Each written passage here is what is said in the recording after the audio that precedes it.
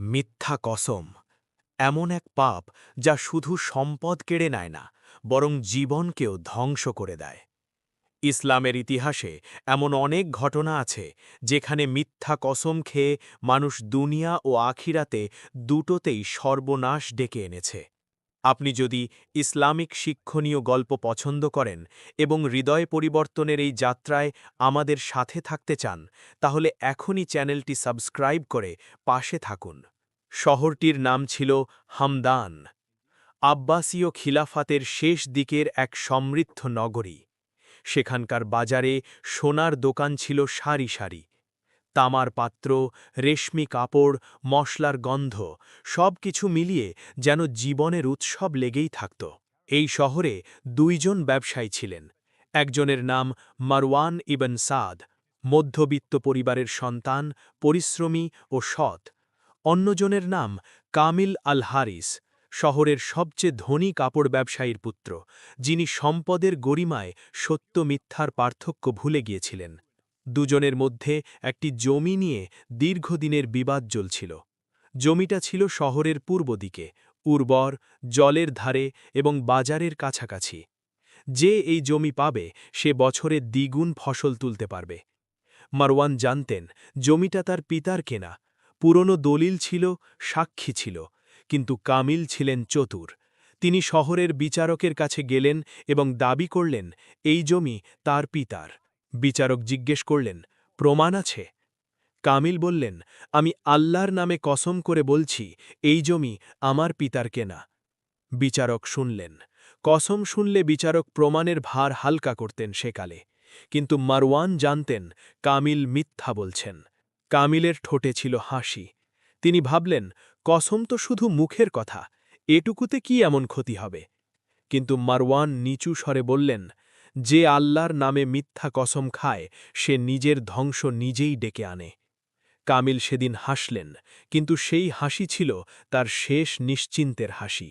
বিচারক জমি কামিলের পক্ষে রায় দিলেন। সেদিন রাতে কামিল উৎসব করলেন। তার বাড়িতে আলো জ্বলল, খাবারের আয়োজন হল, বন্ধুরা তাকে অভিনন্দন জানালেন। কিন্তু সেই রাতেই কামিলের বড় ছেলে ঘোড়া থেকে পড়ে গিয়ে পায়ে গুরুতর আঘাত পেল। সেই আঘাত এত তীব্র ছিল যে ছেলেটি কয়েক সপ্তাহ পায়ে ভর দিতে পারল না। কামিল ভাবলেন, দুর্ঘটনা তো হয়েই থাকে। এরপর এলো দ্বিতীয় আঘাত। কামিলের বছরের সেরা মালবাহী কাফেলা, যেটিতে ছিল রেশমি কাপড়ের বড় চালান, সেটি পথিমধ্যে ডাকাতের কবলে পড়ল। 10 বছরের জমানো পুঁজির একটা বড় অংশ এক রাতেই উড়ে গেল। এখনও কামিল ঘুরে দাঁড়ানোর চেষ্টা করছিলেন। তিনি ভাবলেন, সেই মিথ্যা কসমের সঙ্গে এসব ঘটনার কোনো সম্পর্ক নেই। কিন্তু শহরের এক বৃদ্ধ আলিম তাকে ডেকে বললেন, হে কামিল, তুমি কি জানো যে মিথ্যা কসমের কারণে কোনো কিছু থাকে না? আল্লাহর রসূল সাল্লাল্লাহু আলাইহি ওয়াসাল্লাম বলেছেন, যে ব্যক্তি মিথ্যা কসম করে অন্যের সম্পদ আত্মসাৎ করে সে আল্লাহকে ক্রুদ্ধ করে এবং জান্নাত তার জন্য হারাম। সেদিনও কামিল মানলেন না। মাস কয়েক পরে কামিলের স্ত্রী অসুস্থ হয়ে পড়লেন। চিকিৎসকরা কিছু বলতে পারছিলেন না। জ্বর আসে, যায়, আবার আসে। শরীর ক্রমশ দুর্বল হতে থাকল। কামিল সব চিকিৎসক ডাকলেন। শহরের বাইরে থেকেও হাকিম আনা হল, কিন্তু স্ত্রীর সুস্থতা ফিরল না। এদিকে মারওয়ান, যার জমি কেড়ে নেওয়া হয়েছিল, তিনি নীরবে কাজ করে যাচ্ছিলেন। তার হাতে কম ছিল, কিন্তু তিনি আল্লাহর উপর ভরসা রেখে নতুন করে শুরু করলেন। ধীরে ধীরে তার ব্যবসা বাড়তে লাগল। মানুষ দেখল, এক পাশে কামিল, যিনি বেশি পেয়েছিলেন কিন্তু সব হারাচ্ছেন। অন্য পাশে মারওয়ান, যিনি কম পেয়েও বাড়ছেন। শহরের মানুষ বলাবলি করতে লাগল, মিথ্যা কসমের বরকত নেই। কামিল এই কথা শুনলেন, কিন্তু তখনও তার ভেতরে অহংকার বাকি ছিল। ঘটনার 1 বছর পর কামিলের সবচেয়ে ছোট ছেলে, যার নাম ছিল ইউসুফ, সে ছিল পরিবারের আলো, চোখের মণি। সেই ছেলেটি একদিন নদীর ধারে খেলতে গিয়ে পানিতে পড়ে গেল। যখন তাকে তুলে আনা হল, তখন অনেক দেরি হয়ে গেছে। সেই রাতে ভেঙে পড়লেন। তিনি একা বসে কাঁদলেন, দীর্ঘ নিঃশ্বাস ফেললেন। তখন তার মনে পড়ল সেই দিনের কথা, বিচারকের সামনে দাঁড়িয়ে আল্লাহর নামে মিথ্যা কসম করার সেই মুহূর্ত। তিনি বুঝলেন, সম্পদের জন্য যে গুনাহ করা হয় তার মূল্য দিতে হয় সবচেয়ে প্রিয় জিনিস দিয়ে। সেই রাতে কামিল মারওয়ানের বাড়িতে গেলেন। দরজায় দাঁড়িয়ে বললেন, আমি সেদিন মিথ্যা বলেছিলাম। জমিটা তোমার পিতার, আমি ফেরত দিতে চাই। মারওয়ান অবাক হলেন, কিন্তু তিনি কামিলের চোখে দেখতে পেলেন এক মানুষের ভেঙে পড়ার ছবি। পরদিন সকালে কামিল শহরের কাজীকে ডাকলেন, নিজের ভুল স্বীকার করলেন, জমি ফেরত দিলেন। শুধু তাই না, যে সময়টুকু মারওয়ান জমি ব্যবহার করতে পারেননি তার ক্ষতিপূরণও দিলেন। শহরের মানুষ হতবাক হয়ে গেল। একজন বললেন, এত বড় মানুষ, এত কঠিন স্বীকারোক্তি, এটা কি করে সম্ভব? কামিল বললেন, যখন আল্লাহ তোমার সবচেয়ে প্রিয় জিনিস নিয়ে নেন, তখন বোঝা যায় যে দুনিয়ার কোনো সম্পদই আসলে তোমার ছিল না। সেদিন থেকে কামিল বদলে গেলেন। তিনি নিয়মিত মসজিদে যেতেন। সম্পদের অহংকার তার ভেতর থেকে মুছে গিয়েছিল। কিন্তু যা গেছে তার ফিরে আসেনি। ছেলেটি আর নেই, স্ত্রীর শরীর আর আগের মতো হয়নি, এবং কামিলের ভেতরে এক গভীর শূন্যতা রয়ে গেল, যে শূন্যতা কোনো সম্পদ পূরণ করতে পারে না। ইসলামে অসম একটি অত্যন্ত গুরুত্বপূর্ণ বিষয়। আল্লাহ সুবহানাহু ওয়া তাআলা পবিত্র কোরআনে বলেছেন, যারা আল্লাহর প্রতিশ্রুতি এবং নিজেদের কসম তুচ্ছ মূল্যে বিক্রি করে, তাদের আখেরাতে কোনো অংশ নেই। কোরআনের এই বাণী কেবল পরকালের কথা বলে না, এটি দুনিয়ার কথাও বলে। মিথ্যা কসমের 3টি ভয়াবহ পরিণতি ইসলামী স্কলারগণ বিশেষভাবে উল্লেখ করেছেন। প্রথমত, সম্পদের বরকত নষ্ট হয়ে যায়।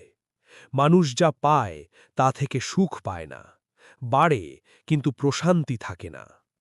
দ্বিতীয়ত, পরিবারে অশান্তি আসে।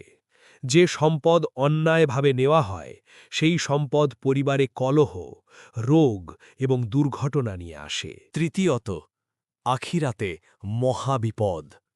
কিয়ামতের দিন মিথ্যা কসম খোলাখুলি প্রকাশ পাবে এবং সেই ব্যক্তির মুখ কালো হয়ে যাবে। এই 3টি পরিণতি কামিলের জীবনে এক এক করে এসেছিল। ইসলামের ইতিহাসে মিথ্যা কসমের আরেকটি বিখ্যাত শিক্ষামূলক ঘটনা রয়েছে, যা ফুকাহা এবং আলিমগণ বারবার উল্লেখ করেছেন।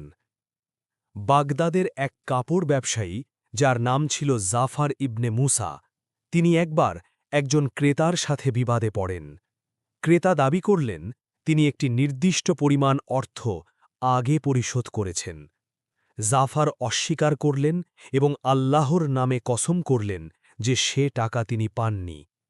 আসলে টাকা পাওয়া গিয়েছিল, কিন্তু জাফর সেটা এড়িয়ে গেলেন। পরবর্তী 3 বছরে জাফরের ব্যবসা এক এক করে ক্ষতিগ্রস্ত হতে লাগল। গুদামে আগুন লাগল, অংশীদার প্রতারণা করল, তারপর তার প্রথম স্ত্রী মারা গেলেন। জাফর তখন এক বৃদ্ধ শেখের কাছে গেলেন। শেখ তার চোখের দিকে তাকিয়ে বললেন, তুমি কি আল্লাহর নামে কোনো মিথ্যা কসম করেছিলে? জাফর চুপ করে রইলেন। শেখ বললেন, তোমার নীরবতাই তোমার উত্তর। যাও, সেই মানুষটির কাছে ক্ষমা চাও, তার প্রাপ্য ফিরিয়ে দাও, তারপর আল্লাহর কাছে তওবা করো। জাফর গেলেন, ফিরিয়ে দিলেন, কিন্তু শেখ তাকে আগেই বলেছিলেন, যা গেছে তা ফেরানো যাবে না। তওবা তোমার আখিরাত বাঁচাবে, কিন্তু দুনিয়ায় তুমি যা হারিয়েছ তা আর পাবে না। ইসলামী পণ্ডিতগণ একটি বিষয়ে একমত, মিথ্যা কসম শুধু নৈতিক পাপ নয়, এটি সরাসরি বরকত ধ্বংসের কারণ। বরকত মানে কেবল সম্পদ বাড়া নয়, বরকত মানে যা আছে তাতে সুখ, শান্তি এবং প্রশান্তি পাওয়া।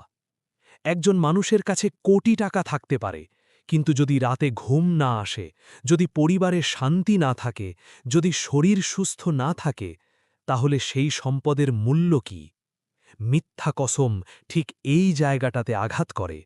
যে ব্যবসায়ী মিথ্যা কসম করে সম্পদ বাড়ায়, সে হয়তো বাহ্যিকভাবে বড় হয়, কিন্তু ভেতরে ভেতরে তার সব ভেঙে পড়তে থাকে। এটি আল্লাহর বিচারের এক অনন্য পদ্ধতি। তিনি সঙ্গে সঙ্গে শাস্তি নাও দিতে পারেন, কিন্তু তিনি ভুলেন না। ইমাম গজ্জালি রাহিমাহুল্লাহ তার বিখ্যাত গ্রন্থ ইহিয়াউ উলুমুদ্দিনে লিখেছেন, গুনাহের পরিণতি কখনো তাৎক্ষণিক, কখনো বিলম্বিত, কিন্তু পরিণতি অবধারিত। কামিলের গল্প কেবল একজন মানুষের গল্প নয়। যখন একটি সমাজে মিথ্যা কসম স্বাভাবিক হয়ে যায়, তখন সেই সমাজে বিশ্বাস ভেঙে যায়। হামদান শহরে কামিলের ঘটনার পর মানুষ অনেক সাবধান হয়ে গেল। বিচারকরা আরও সতর্ক হলেন, শুধু কসমের উপর ভিত্তি করে রায় দেওয়া বন্ধ হল। ইসলামী বিচার ব্যবস্থায় কসম একটি গুরুত্বপূর্ণ ভূমিকা রাখে, কিন্তু সেই কসম যদি মিথ্যা হয়, তাহলে পুরো বিচার ব্যবস্থাই দুর্বল হয়ে পড়ে। ফিকাহের ইমামগণ বলেছেন, একটি মিথ্যা কসম একটি পরিবার ধ্বংস করতে পারে, ১০০টি মিথ্যা কসম একটি সমাজ ধ্বংস করতে পারে, এবং ইতিহাস তার সাক্ষী। উমাইয়া খিলাফতের শেষ দিকে যখন দুর্নীতি বাড়ল, তখন আদালতে মিথ্যা সাক্ষী এবং মিথ্যা কসমও বাড়তে লাগল। আলিমগণ তখন বলেছিলেন, এই সমাজের পতন শুধু রাজনৈতিক নয়, এটি নৈতিক পতনও। কামিলের গল্পের সবচেয়ে গুরুত্বপূর্ণ অংশ কিন্তু তার পতন নয়, বরং তার ফিরে আসা। মিথ্যা কসম করার পরে একজন মানুষের সামনে দুটো পথ খোলা থাকে। প্রথম পথ, অহংকার ধরে রাখা, নিজের ভুল না মানা, আরও গভীর গুনাহের দিকে যাওয়া। দ্বিতীয় পথ, তওবা করা, স্বীকার করা, হক আদায় করা। আল্লাহ সুবহানাহু ওয়া তাআলা বলেছেন, হে আমার বান্দারা, যারা নিজেদের প্রতি অত্যাচার করেছ, আল্লাহর রহমত থেকে নিরাশা হইও না। আল্লাহ সব গুনাহ মাফ করেন, কিন্তু এখানে একটি শর্ত আছে। যে গুনাহ মানুষের হক নষ্ট করেছে, সেখানে শুধু আল্লাহর কাছে ক্ষমা চাইলেই হবে না, সেই মানুষটির হকও ফিরিয়ে দিতে হবে। কামিল সেটাই করলেন। জমি ফিরিয়ে দিলেন, ক্ষতিপূরণ দিলেন, ক্ষমা চাইলেন। এটাই প্রকৃত তওবা। ইসলামী স্কলারগণ বলেছেন, মিথ্যা কসমের তওবার ৪টি শর্ত। প্রথম, সত্য স্বীকার করা। দ্বিতীয়, যার হক নষ্ট হয়েছে তার কাছে ক্ষমা চাওয়া। তৃতীয়, সেই হক ফিরিয়ে দেওয়া। চতুর্থ, ভবিষ্যতে আর এই পাপ না করার দৃঢ় সংকল্প। মারওয়ান জমি ফেরত পেলেন। তিনি কামিলকে ক্ষমা করে দিলেন। এটা সহজ ছিল না। বছরের পর বছর অন্যায় সহ্য করা, তারপর সেই মানুষটিকে ক্ষমা করা, এটা অনেক বড় মনের কাজ। কিন্তু মারওয়ান ক্ষমা করলেন, কারণ তিনি জানতেন আল্লাহ তার হক নষ্ট হতে দেননি, বরং আল্লাহ নিজেই সেই বিচার করেছেন। এরপর থেকে মারওয়ানের জমিতে ফসল ভালো হতে লাগল, তার ব্যবসা বাড়ল, পরিবারে শান্তি এলো। শহরের মানুষ বলতে লাগল, যে আল্লাহ উপর ভরসা রেখে সত্যের পথে থাকে, আল্লাহ তার জন্য যথেষ্ট। কামেল প্রতি সপ্তাহে মারওয়ানের কাছে যেতেন। দুজন একসাথে বসতেন, কথা বলতেন। কামেল একদিন বললেন, তুমি আমার শত্রু ছিলে, কিন্তু তুমিই আমাকে সবচেয়ে বড় শিক্ষা দিলে। মারওয়ান হাসলেন, আমি কিছু দিইনি, আল্লাহই দিয়েছেন। কামেল আর মারওয়ানের গল্প শেষ হয়েছে বহু শতাব্দী আগে, কিন্তু মিথ্যা কসমের বিপদ আজও একই রকম। আজকের যুগে হয়তো আমরা বিচারকের সামনে দাঁড়িয়ে কসম করি না, কিন্তু প্রতিদিনের জীবনে আমরা কত সহজেই বলি, আল্লাহর কসম এটা সত্যি, কিন্তু আমরা জানি সেটা সত্যি নয়। ব্যবসায়ী বলেন, আল্লাহর কসম এই পণ্য একদম খাঁটি, কিন্তু জানেন যে নয়। কেউ বলেন, আল্লাহর কসম আমি সেখানে ছিলাম না, কিন্তু তিনি জানেন তিনি ছিলেন। প্রতিটি মিথ্যা কসম একটি পাপ, প্রতিটি পাপ একটি পরিণতি বহন করে। ইসলাম আমাদের বলেছে, যদি সন্দেহ থাকে কসম করো না, যদি কথা সত্য হয় তবুও বেশি কসম করো না। কসম হল আল্লাহ নামের সাথে সরাসরি সংযুক্ত, তাই এটিকে হালকাভাবে নেওয়া ঠিক নয়। যদি তুমি এই মুহূর্তে অনুভব করো তুমিও কখনো মিথ্যা কসম করেছিলে অথবা অন্যের হক নষ্ট করেছিলে, তাহলে এখনই সময়। তওবার দরজা খোলা আছে। আল্লাহ ক্ষমাশীল, পরম দয়ালু। কিন্তু সেই তওবা করতে হবে সত্যিকার অর্থে, স্বীকার করে, হক ফিরিয়ে দিয়ে, ক্ষমা চেয়ে।